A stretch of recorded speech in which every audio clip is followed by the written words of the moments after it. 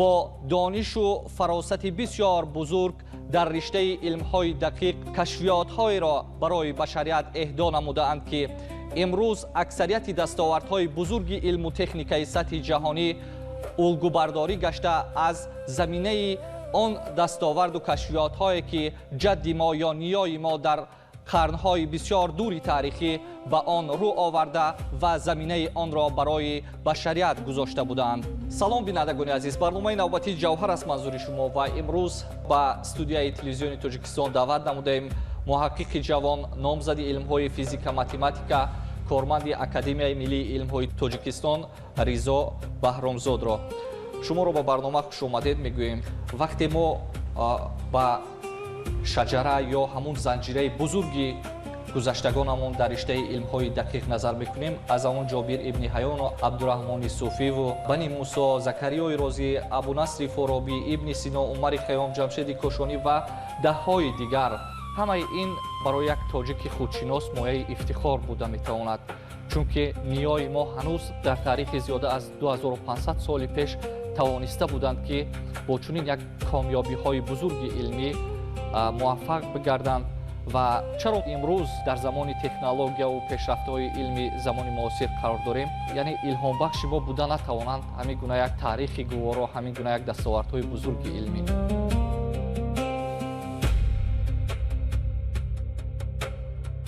اولا سپاسی بی‌اندازه برای دعوت به برنامه. بعداً سلام و درود خود را به تماشابینان گرامی برنامه شما میرسانم. و واقعا شما بسیار درست قید کردید که ما یک تاریخی بسیار پرافتخاری رشد علم، مخصوصا علم‌های طبیعت شناسی و جهانبینی علمی داریم، ولی متاسفانه امروز در اکثر حالت‌ها هم در کتاب‌های درسی و هم در برآمدها اساساً به عالمان تقریباً 1000 سال گذشتهمون محدود میشویم و خلاص، یعنی از همون دوره احمد فرغانی و فارابی و خوارزمی و ابن سینا به بعد را می آموزیم، تحقیق میکنیم و درباره آنها میگوییم، ولی باید قید کرد که آنها در جای خالی به وجود نآمدند. بله. یعنی آنها در زمینه خالی به وجود نآمدند و البته زمانی که ما مثلا نوروز را جشن میگرفتیم و البته نوروز پیش از همه جشن طبیعی است، سرچشمه استرونومی دارد و باید دانش بسیار عمیقی کیهان شناختی داشته باشیم که تا معین کنیم که در کدام لحظه سال برابری شب و روز فرا میرسد و برای چی فرا میرسد و همین چیز را معین کرده آن را آغاز سال قرار دادن. این گواهی بسیار دانش عمیق و فراخی گذشتگان ما است که چند هزار سال پیش از ما به وجود آمده است. بله.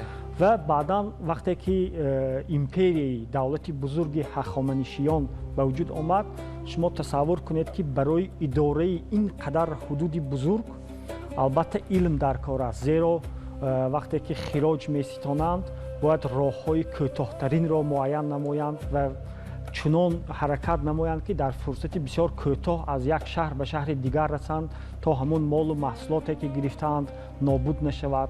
و هنگام آبیاری و شهرسازی ها البته دانش‌های خیلی زیادی طبیعی ضرور است تا آنها دانند که در کدام جایها باید جوی سازند، در کدام جایها باید شهر را سازند که از آفت‌های طبیعی، از خطرهای طبیعی در امان باشد. و همچنین حساب و کتاب ضرور است، چون که امور دولتداری حساب و کتاب خیلی زیاد را طلب میکند، شمارش اهالی، شهرها، منطقه ها، انداز، خراج، مناسبت با کشورهای دیگر، سفرها، همه این دانش بسیار عمیق ریاضی را طلب میکند. و همچنین وقتی که آنها کارها را به نقشه میگیرند البته دانش‌های استرونومی ضرور است تا تقویم سازند، تا کشت و کار را درست به راه مانند. و البته در آنجا عالمان زیاد بودند، محققان زیاد بودند که متاسفانه در پی تاخت و تاز اجنبیان نه همه آنها نامشان تا امروز باقی مانده است، نه همه آثار آنها تا به امروز باقی مانده است. برای همین هم ما در عموم درباره آنها معلومات داریم و خلاص. مرحله بسیار مهمی رشد علم، مخصوصا علم‌های طبیعت شناسی از قبیل استرونومی، از قبیل ریاضی، از قبیل فیزیک و طب، این در دوره ساسانیان به وجود آمد، زمانی که اکادمی گوند شاپور تأسیس یافت و در همان لحظه وضعیت جهان متشنج بود. در اروپا عصر رکود شروع شده بود، جنگ‌های زیادی میشد و عالمان و دانشمندان از حدودهای یونان و روم به حدودهای ساسانیان فرار کرده بودند و همین چیز را به نظر گرفته شاهان ساسانی برای فعالیت آنها یک محیط بسیار خوب را فراهم آوردند که آنها توانند علم و دانش خودشان را جمع آوری کنند و با همین اکادمی گوند شاپور تأسیس یافت و از یک چند قسمت عبارت بود. قسمت اول این کتابخانه بود، یعنی در آنجا جمع آوری کتاب ها از تمام جهان صورت می گرفت، حتی کتاب های چینی، کتاب های هندی، کتاب های یونانی، کتاب های رومی و کتاب های سوریانی جمع آمده بودند و در آنجا ترجمه صورت می گرفت به زبان پهلوی. یعنی از تمام دنیا کتاب ها را جمع آوری کرده به زبان پهلوی ترجمه میکردند. یعنی یکی از وظیفه های مهم این اکادمی در همین جمع آوری و نگاهداری و ترجمه دانش های زیاد از ملت های گوناگون بود و همچنین در آنجا بیمارستان وجود داشت که راهبری آن را درست بد این وظیفه است، یعنی نفر با وظیفه درست بد راهبری میکرد و در آنجا به آموزش علمی طب، به گیاهای شفابخش و طبابت آدمان مشغول بودند و همچنین در همین اکادمی یا اینکه فرهنگستان رصدخانه هم موجود بود که به آموزش کیهان و حرکت جرم‌های کیهانی مشغول بودند و وقتی که از طرف عرب‌ها حدودهای آسیای مرکزی ضبط کرده می شود، در قسمت‌های گوناگون مناسبت به دانشمندان و کتاب‌ها گوناگون صورت می‌گیرد. از جمله در حدودهای امروزی آسیای مرکزی بسیار کتاب‌ها را می‌سوزانند، دانشمندان را قتل می‌کنند، ولی در حدودهایی که مثلا به پایتخت ساسانیان نزدیکتر بود در آنجا کتابسازی کمتر صورت گرفته است و همین فرهنگستان گوند شاپور حفظ کرده می شود. موافق معلومات سرچشمه ها تا 400,000 نسخه کتاب در کتابخانه گوند شاپور جمع آوری کرده شده بود که بعداً همان کتاب ها با همراهی متخصصان و دانشمندان به بغداد پایتخت نوی خلافت عباسیان انتقال می یابد و در آنجا بیت الحکمت بسیار مشهور به وجود می آید که بعداً بزرگان ملت ما برای رشد و برای انکشاف آن سهم ارزنده خود را گذاشتند. این همون نسخه گوند شاپور است البته که با تمام همون معیارهایی که فعالیت میکرد برگردانده شد در زمان خلافت عباسیان. بله، اینجا باید همون قصه ساختن بیت الحکمت را نقل کنم که وقتی که خلیفه پدر هارون الرشید بیمار می شود و در بغداد طبیب نمی یابند، به او مصلحت می دهند که طبیب را از گوند شاپور بیارند و در گوند شاپور طبیبان نصرانی فعالیت می کردند و یک طبیب را دعوت می کنند، او خلیفه را طبابت می کند و وقتی که خلیفه پیشنهاد می کند که تو به بغداد مان و همراه ما فعالیت نما، او رد می کند و به گوند شاپور بر می گردد و در همان لحظه خلیفه فکر می کند که چیکار کنم که در اطراف من هم چنین دانشمندا باشند و همان مدل گوند شاپور را در بغداد می سازد. در بغداد می سازد، از گوند شاپور کتاب ها را می آورند، طبیبان و دانشمندان را می آورند و اینجا یک چیزی جالب هم هست که پیش از ساختن شهر امروزی بغداد، خلیفه به ستاره شناسان تاجیک سفارش می دهد که یک روز معین سعد را که خوب است، نیک است معین کنند تا آنها همان خشت اول شهر بغداد را گذارند و ستاره شناس ایرانی تبار از عائله نوبخت همان روز را معین میکند و شهر بغداد را در شکل دایره با قطر 2 کیلومتر میسازند. وقتی ما همین گونه دلیل ها را از گذشته پر افتخار خود میخوانیم و میآموزیم، برای همون یک مایه افتخار است که ما توانسته بودیم در چنین یک گذشته دور پرچمدار در علم های مختلف باشیم تا حتی که بنیادگذاری اولین اکادمی در جهان نیز اجداد ما بود، نیای ما بود، در این شک نیست و همین گونه مرکزهای بزرگ علمی توانستند که نخبگانی را از نژاد تاجیکان تولید کنند و برای جامعه بشری اهدا کنند که بعداً با آثار بای و رنگین خود، بعداً با اکتشافات بسیار بی‌نظیر خود عالمگیر گردند. بردی نابغگان ما در آن افاده می‌یابد که آنها نه تنها نوشتند، یعنی روی کاغذ چیزی را آفریدن یا ایجاد کردند، بلکه درون آزمایشگاه ها نیز اون را تطبیق کردند. البته. و از این نقطه نظر میخواستم از همون یک سلسله بای رنگینی از نخبگان یا همون نابغگان همون در رشته علم های دقیق که شما همچون پژوهشگر بیشتر به این آثار گذشتگان تاریخ همون در سمت علم های دقیق میل دارید. ما میبینیم در شبکه‌های اجتماعی و هر جای دیگر با مقاله های بسیار هم ارزشمند خود از دانش بسیار هم بای رنگین نابغه های همان مواد ها انتشار میکنید. برای بیننده عزیز اینجا اکنون جالبترین این دستاوردهای نابغگان همان را معرفی کرده باشید. چون یک سلسله بزرگی از نابغگان داریم که نه تنها با آثار خود، حتی با کشفیات های خود برای انسانیت همون زمان سبوکی های فراوان آورده بودند. واقعا درست گفتید. بیشتر ما فکر میکنیم که بزرگان ما اصلا به آثار نظریوی و نوشتن و حساب کردن مشغول شده هستند، ولی این طور نیست. آنها به کارهای عملی و به ساختن تجهیزات ها، به ایجاد کردن آزمایشگاه ها و رصدخانه ها نیز مشغول بودند. و وقتی که ما بیت الحکمت را یادآور شدیم، باید گوییم که چندین بزرگان ما در همان جا فعالیت کردند، از جمله الخوارزمی، فارابی، برادران بنی موسی و احمد فرغانی. و از اولین آدمانی که بی‌واسطه به ساختن تجهیزات ها و مکانیزم ها شروع کردند این برادران بنی موسی بودند که 3 برادر بودند و از آنها امروز یک اثر باقی مانده است که در آن نقشه بیشتر از 100 تجهیزات آورده شده است. این کتاب تا امروز باقی مانده است در شکل دستخط ها و آن را اروپایی ها گرفته ترجمه کردند، بازنشر کردند. و اگر شما همان رسم ها را، همان نقشه ها را بینید، حیران میشوید که چگونه 1200 سال پیش گذشته‌های ما توانسته بودند که چنین مکانیزم ها را از جمله ساعت ها، از جمله مکانیزم های بار برداشتن، از جمله فواره ها را ساخته بودند.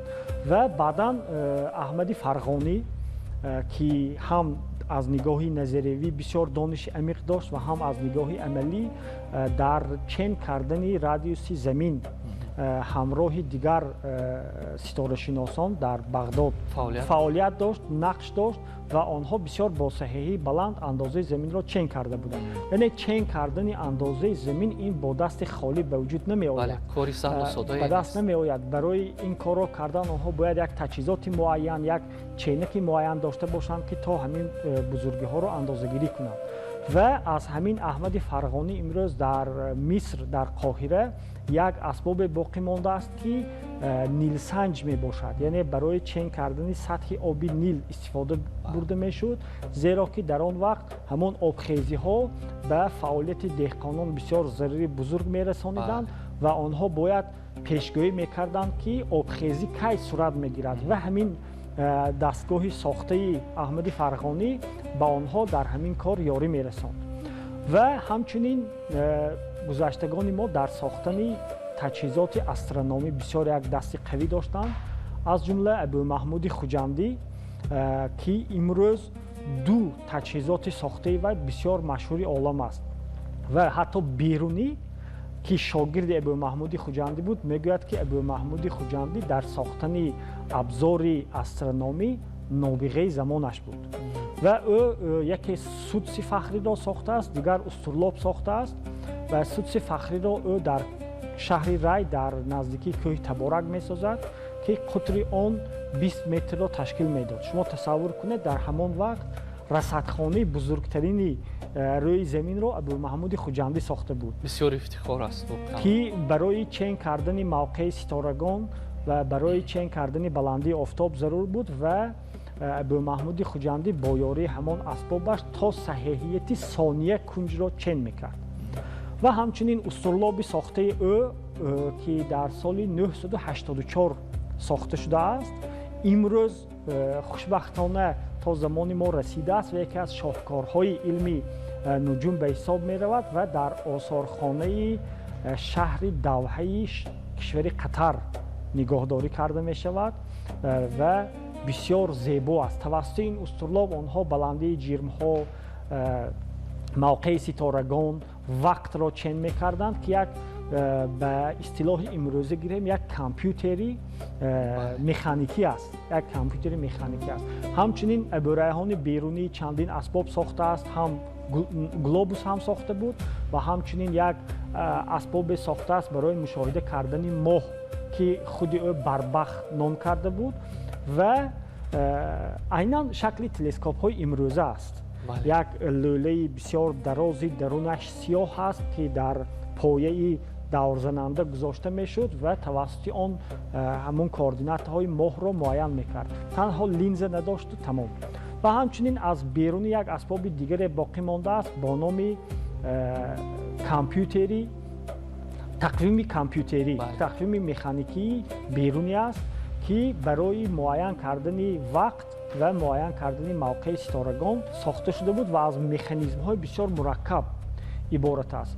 ва ҳамчунин Ибни Сино ҳам дар шаҳри Исфаҳон дар давоми 8 сол бо ҳамроҳи шогирдаш Ҷурҷонӣ як расадхона месозад ва дар он расадхона як асбобе месозад ки дар он механизми нониусро истифода бурдааст ва ин механизмро тақрибан 600 сол пас дар Аврупо баъд кашф карданд ки бо номи олими португалӣ нониуш номгузорӣ шудааст ки дар ҳамон штанген паргорҳо истифода бурда мешавад. Вале бори аввал Абуали Ибни Сино сохтааст.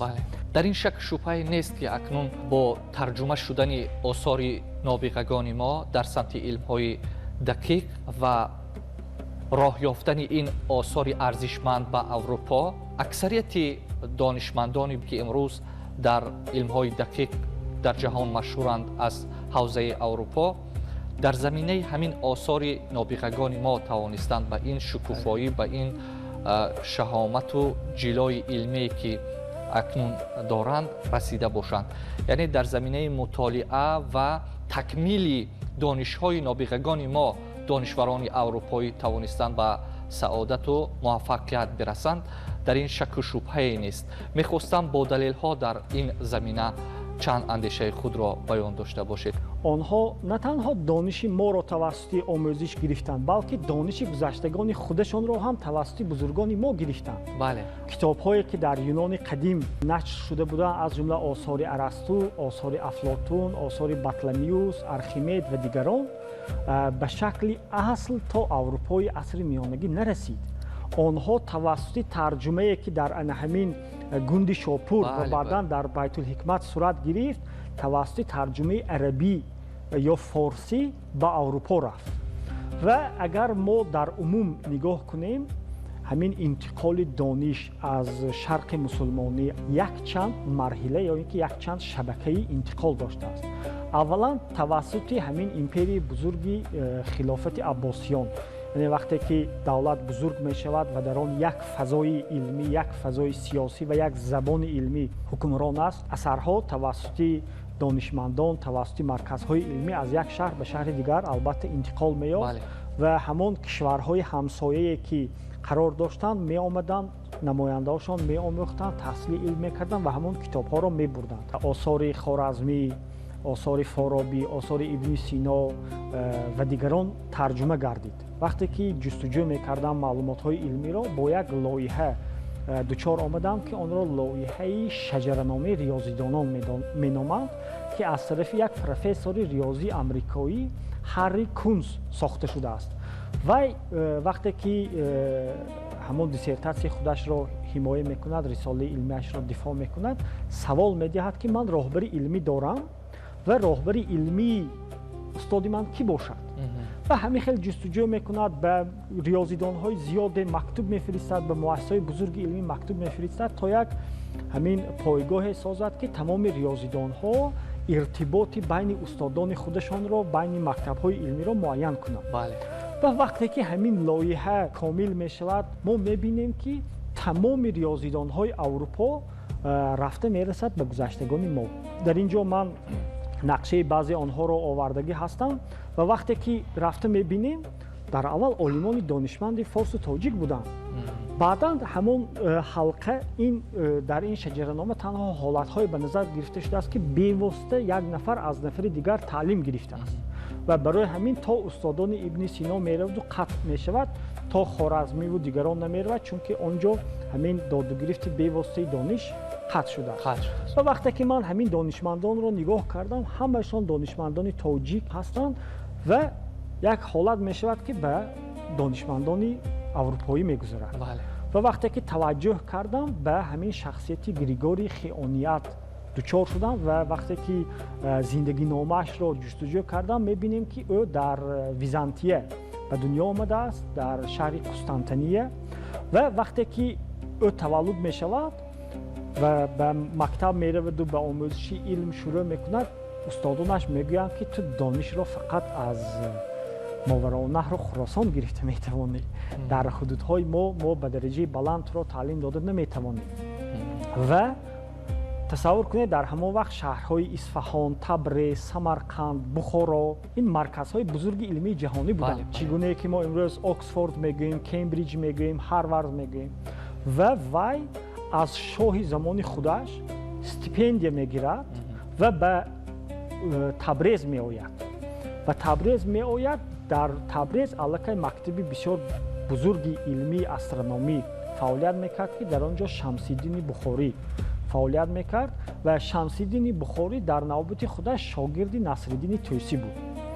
Насриддини Тӯсӣ соҳиби расадхонаи Мароға, бисёр як донишманди барҷаста. ва агар бинем, устодони Насриддини Тӯсӣ ба умри Хайём рафта мерасанд ва аз умри Хайём ба Баҳманёри ибни Марзбон ва аз Баҳманёр ба ибни Сино ва ибни Сино аз се нафари дигар ки Абусаҳли Масеҳию Нотиливу Абумансур Ҳасан ибни Камараи Бухороӣ рафта мерасанд. ва ҳамин Григорий Хионият меояд дар назди Шамсиддини Бухорӣ таълим мегирад. риёзиро таълим мегирад, астрономияро таълим мегирад, ҳандасаро таълим мегирад ва чандин сол дар он ҷо фаъолият мекунад. ва вақте ки фаъолият кард, китобҳои хеле зиёди ба забони арабӣ ва форсӣ навишта шударо ҳамроҳи худаш мебарад. ва ҳамин тариқ дониши мо бо ҳамин канал гӯем, бо ҳамин роҳ гӯем, бо ҳамин восита ба Аврупо роҳ меёбад. омӯзиши ҳамин осори пурғановати мутафаккирони аҷдоди тоҷикон дар самти илмҳои дақиқ барои имрӯзиён чӣ дода метавонад? чун мо медонем ки як озмуне дар ин самт бо ибтикори бевоситаи пешвои миллат муҳтарам Эмомалӣ Раҳмон бо номи Илмфуруғи маърифат таъсис дода шудааст ки бисёр ҷоизаҳои пулӣ калон низ дорад. мо медонем ки шумо мин ҳайси ҳакам дар ин озмун иштирок мекунед, дониши лаёқати иштирокчиёни ин озмунро месанҷед ва дар ин озмун ҳаст саволҳое ки бевосита такя кунад ба нубуғи ҳамин гуна як ҳалқаи бузурге аз олимони тоҷик дар риштаи илмҳои дақиқ, то ки онҳо дар баробари илмҳои замонавӣ ҳамзамон бо ҳамин васила тавониста бошанд омӯзиш баранд аз дастовардҳои ниёгони хеш дар самти илмҳои дақиқ. вақте ки озмуни Илмфуруғи маърифат бо супориши бевоситаи ҷаноби олӣ муҳтарам Эмомалӣ Раҳмон ташкил шуд ва мо аввал дар гурӯҳи корие будем ки низомномаи онро таҳия кардем ва ҳамон саволҳову масъалаҳоро таҳия кардем ва дар бахши физикаву астрономия ман бевосита масъули таҳияи саволу масъалаҳо будам ва дар ҳамон ҷо бисёр пофишорӣ кардам ки ҳатман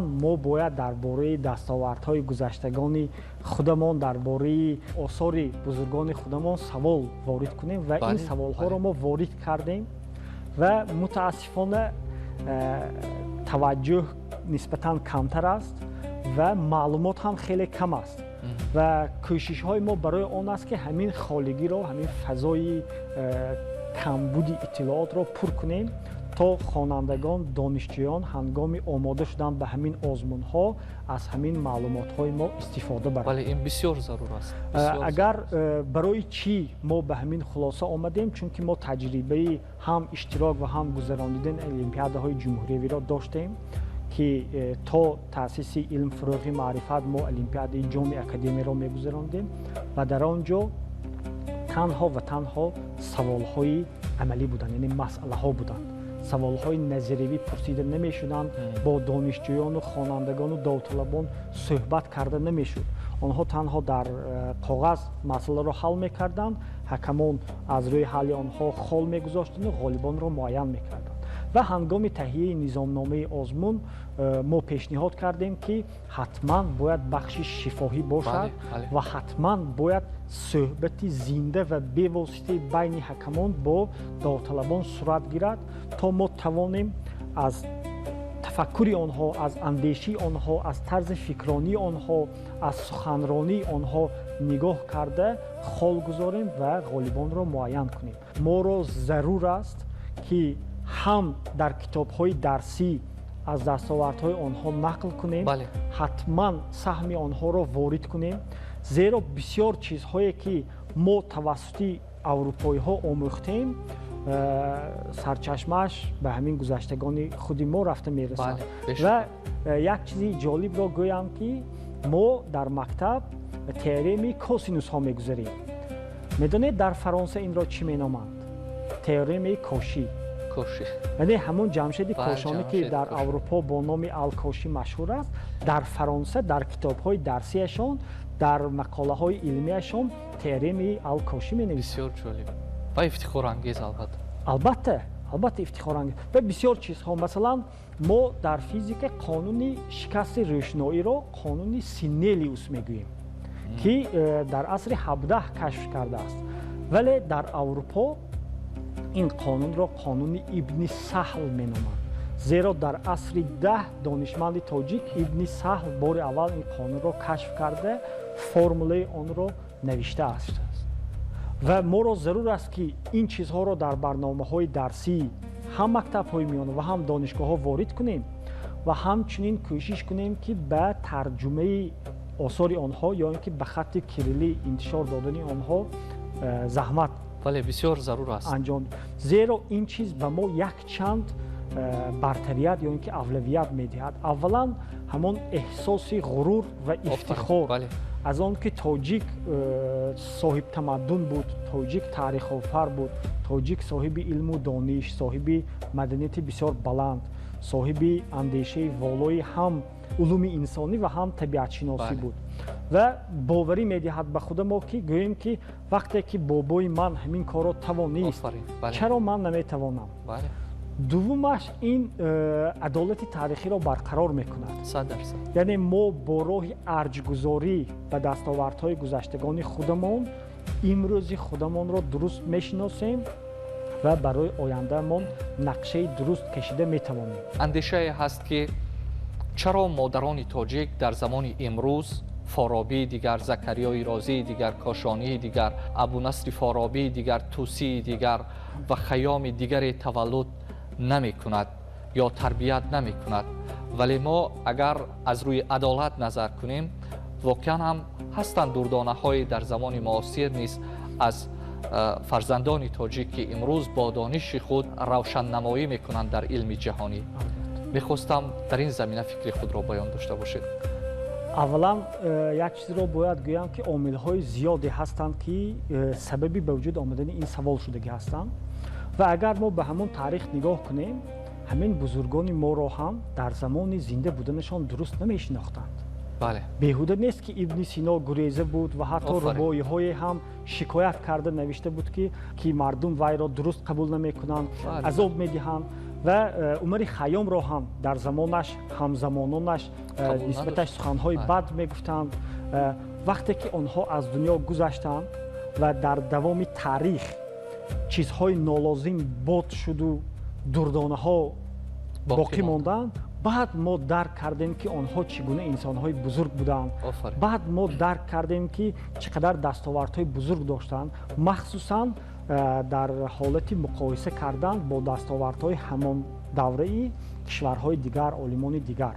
ва ман фикр мекунам ки донишмандони имрӯзаро ҳам мо бузургиашонро шояд баъд аз 10 солаҳо, баъд аз 20 солаҳо баъд дарк кунем.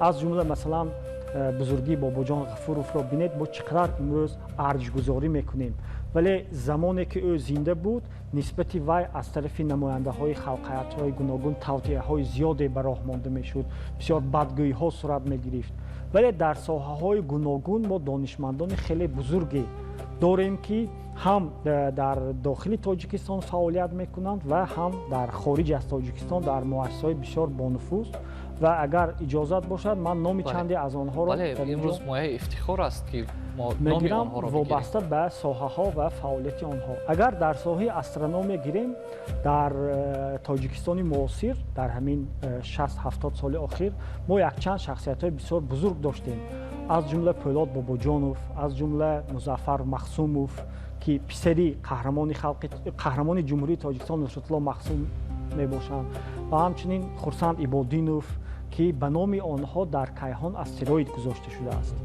ва имрӯз яке аз шахсиятҳои бисёр барҷастаи миллати мо ки дар хориҷа илми астрофизикаро муаррифӣ мекунад Анвар Шукуров мебошанд ки ин кас профессори донишгоҳи Ньюкасл мебошанд ва фарзанди дуввуми устоди бузург Муҳаммадҷон Шакурӣ ҳастанд. яъне шумо тасаввур кунед ки як нафар тоҷик имрӯз дар як донишгоҳи бонуфузи Британия профессори астрофизика аст. як шахсияти бисёр бузургу барҷаста Султон Умаровро доштем ки аввалин номзади илмҳои физику математика аз Осиёи Миёна мебошанд ки шогирди Иоффе ва Иоффе дар навбати худ шогирди Вилгелм Рентген буд, ҳамун нафаре ки нурҳои рентгениро кашф кардааст. ва ҳамчунин мо Акобир Адҳамов доштем. дар давраи соҳибистиқлолӣ ҳам олимони зиёде дорем ки равонашон шод бод. Мӯмину Ҳикмат Ҳалимович яке аз физиконҳои бисёр барҷаста буданд ва имрӯз физикони тоҷик дар масалан пажӯҳишгоҳи Муттаҳидии таҳқиқоти ҳастаӣ дар Дубна Холмуродов Холмирзо ҳастанд, Иброҳим Сарҳадов ҳастанд, Илҳом Раҳмонов ҳастанд ва ҳамчунин дар соҳаи риёзӣ агар гирем Абдулҳамид Ҷӯраев доштем ки дар сатҳи ҷаҳонӣ бисёр шахсияти шинохта ҳастанд, академик буданд. Теймур Собиров доштем ки бародари шоири хушноми мо Бозор Собир мебошанд ва Камолиддин Бойматов доштем ва ҳамчунин имрӯз ҳам бо риёзидонҳои бисёр бақувват дорем ки Муҳаммадшоҳ Илолов, Заҳрулло Раҳмонов ва дар хориҷа ҳам ман номи Муртазо Назаровро гуфта метавонам ки профессори математикаи донишгоҳи Упсалаи Шветсия мебошанд ва ҳамчунин Фирдавс Раҳмонов дар донишгоҳи бисёр бонуфузи Сент Эндрюси Британия фаъолият мекунад ва ӯ аввалин тоҷике ҳаст ки дар донишгоҳи Рочестери дар Амрико дар самти математикаи абстрактӣ рисолаи докторӣ ҳимоя кардааст. ва ҳамчунин мо дар самтҳои маводҳои нав мутахассисони хеле барҷаста дорем ки яке аз онҳо Мақсуд Саидаминов дар Канада мебошанд ки яке аз барҷастатарин донишмандони муосир ҳастанд ва ҳамчунин Хурсанд Ёров аст ки дар шаҳри Оксфорди Англия таҳқиқот анҷом медиҳад. Меҳрдод Қурбониён ва Матин Ашуров дар Хитой фаъолият мекунанд. Тимур Аширов дар Германия фаъолият мекунад дар донишгоҳи Фрайбург ва ҳамчунин мо дар дигар самтҳо ҳам донишмандони бузург дорем. Улуғбек Баротов дар донишгоҳи Массачусетс фаъолияти илмӣ мекунад. Зулфиёр Бахтиёров муҳаққиқи соҳаи экология дар донишгоҳи Кембриҷ аст. яъне бинед мо яъне ин силсила низ бисёр силсилаи бузург аст. албатта бале аз ин шумораҳое ки шумо инҷо номбар кардед исми азизонеро ки дар дониши илмҳои дақиқ дастболо ҳастанд хеле шумораи бузург аст ва воқеан ҳам бояд мо муаррифгари илми онҳо бошем ва шинохта бошем онҳоро. дар ин сурат мо метавонем дигар он андешаи ғалате ки чаро модарони тоҷик дар замони муосир Хайёми дигару Кошонии дигару Абу Маҳмуди Хуҷандии дигар тавлид намекунанд ё тарбият намекунанд, аз байн хоҳад рафт. миллати мо ки дар гузашта ин қадар дастоварду бузургонро ба дунё додааст, дар оянда ҳам ҳатман метавонад. фақат мо ҳамин равандро бояд мудирияти дуруст кунем, соҳиб истеъдодҳоро дарёфт кунем ва онҳоро тарбия карда ба роҳи дуруст равона кунем то аз донишу малакаи онҳо ҳам худашон манфиат гиранд ва ҳам ҷомеа баҳра гирад. ва ман фикр мекунам ки ташаббусҳое ки имрӯз ҳукумати мо дар ин самт роҳандозӣ мекунад, аз ҷумла ҳамин озмуни илмфурӯғи маърифат ба ҳамин ҳадафҳо мусоидат мекунад. бале, саломат бошед. бинандагони азиз, инҷо андешаҳои муҳаққиқи ҷавон, номзади илмҳои физика, математика, корманди Академияи Миллии Илмҳои Тоҷикистон Ризо Баҳромзод буд, ки атрофи дониши бисёр ҳам намоёну шоиставу шоёни як гурӯҳи бузурге аз нобиғагони тоҷик дар риштаи илмҳои дақиқ аз дарозои таърих то ба имрӯз баҳри мову шумо қисса намуданд. инҷо фарҷоми барномаи ҷавҳар аст. бинандагони азиз, то барномаҳои дигар дӯстдори таъриху тамаддуни худ бошед.